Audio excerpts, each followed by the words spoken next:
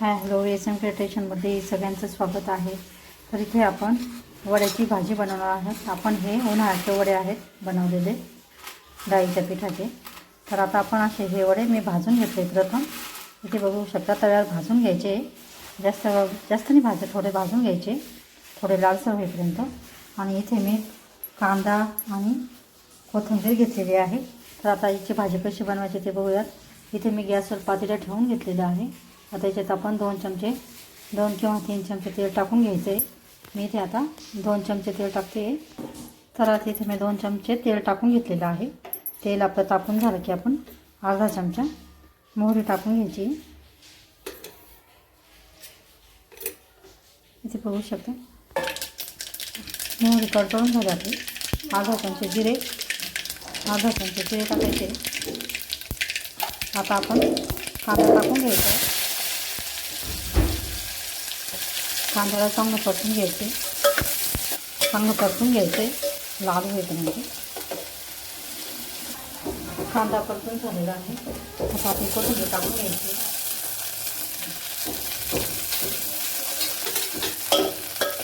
कोथिंबीर चांगली परतून घ्यायची.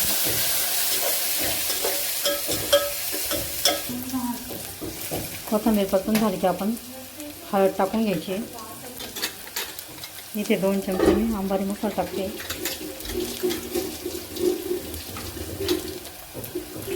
इथे 1.5 चमचा मी लाल तिखट टाकते. आपण मसाला वाटल्यास टाकू शकतो किंवा नाही टाकला तरी चालतो. मी तर दीड मसाले परतून झाले की आपण आता थोडं पाणी टाकून घ्यायचं याच्यात. याला थोडं शिजू द्यायचं आहे तेल सुटेपर्यंत. इथे आपण थोडं पाणी टाकून घेतलं आहे. आता हे मसाले आपले थोडे शिजू द्यायचे तेल सुटेपर्यंत. इथं आपल्या फोडणीला छान तेल सुटलेलं आहे. इथं आपल्या फोडणीला छान तेल सुटलेलं आहे. याच्यात आपण आता हे भाजलेले वडे टाकून घ्यायचे आहेत. थोडे टाकून झाल्यानंतर चांगले मिक्स करून घ्यायचे. थोडे शिजू द्यायचे ते मसाल्यामध्ये. हे भाजलेले वडे आपण आता मसाल्यात टाकून घेतले. याला चांगलं परतून घ्यायचं आहे. इथे बघू शकता अशा पद्धतीने.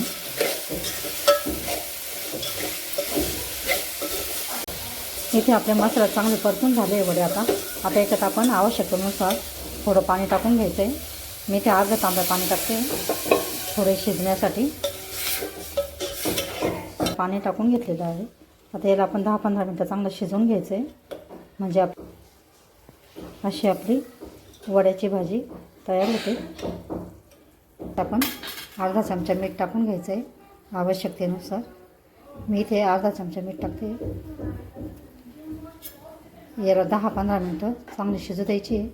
अशा पद्धतीची भाजी तुम्ही पण नक्की करून बघा.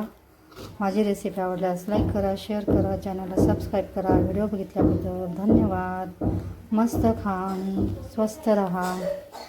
इथे बघू शकता अशी आपली वड्याची भाजी तयार झालेली आहे.